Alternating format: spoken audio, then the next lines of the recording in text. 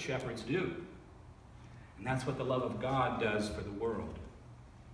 It is, in fact, a principle of creation, a principle of the natural world. Life could not be renewed without the constant laying down of life from one life to another, from one generation to the next. The image of Jesus as the Good Shepherd reflects this cycle. Life giving in to life. This willingness to lay down one's life in order that others may live.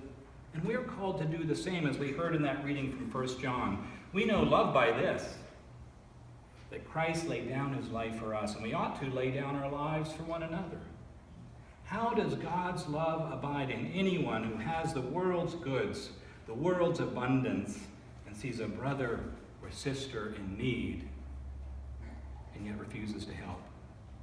Little children, let us love not in word or speech, but in truth and action. The life we receive so freely from the natural world, from the time we are held in our mother's wombs, is meant to be given away just as freely. The abundance we receive so freely from creation is meant to be given away just as freely in the spirit of that love and grace offered to us in Christ, the Good Shepherd. The trouble is, I'm not sure we're capable of such a thing. If we don't first experience it, unless we take the time to regularly experience that grace and abundance ourselves. That's why we need to take the time to go and lie down where the wood drake rests in his beauty on the water, where the great heron feeds. We need to come into the peace of wild things and into the presence of still water. I really doubt that we are capable of understanding our place in the world or extending God's grace to others or to the wider world unless we find the time, at least some time, to stop our endless activity and rest in the grace of the world for a while, so that Creator can restore our souls again. When was the last time you lay down in a green meadow, walked beside still waters, and simply rested in the grace of the world? Let me tell you a true story, and I don't know exactly why I'm telling you this story. You can see if you can figure it out. It just came up and I felt like I just needed to tell it.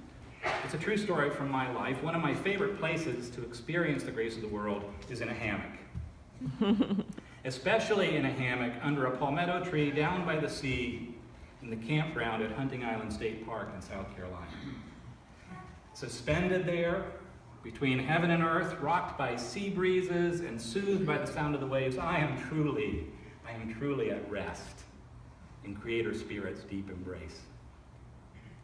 Even when I think of it, I might just lay down. It's really a good thing. The first time I took a kayak to Hunting Island many years ago, the sea was particularly rough for a few days, and several days into our stay, a girl got pulled out into the waves, and a kid came running into our campsite where I was in my hammock and asked me, "Are you the kayak man?"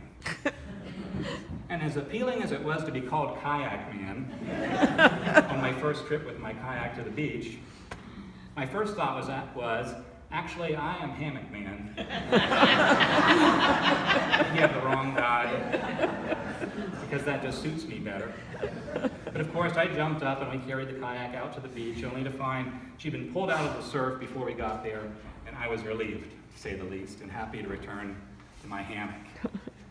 Later that week, it happened again.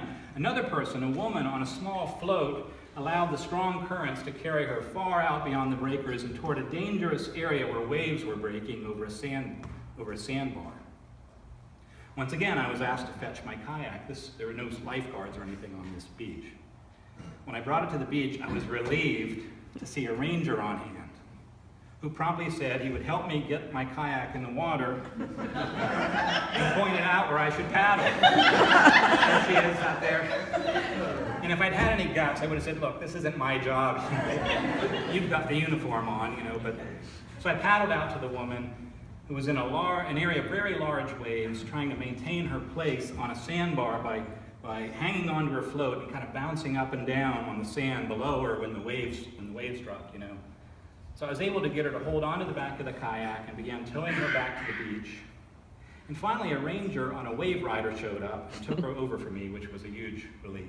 Then, as soon as they sped away, when I was alone, a large dolphin surfaced about 15 feet from me. Wow. So that I could clearly see him looking at me before he swam off. It gave me a strange feeling, as if he were greeting me or something, you know. And the next day, the woman came to my campsite to thank me for helping her, and describing her ordeal, she said the waves kept knocking her off her raft, and she couldn't maintain her position on the sandbar, and several times she went under the water. But each time, she said, something pushed her to the surface. She didn't see what it was, but she believed it was a dolphin. I didn't know what to think of that. Normally, I probably would have dismissed her story, but I hadn't said anything to her about the dolphin I saw the day before, the one who greeted me when I was alone out on the sea.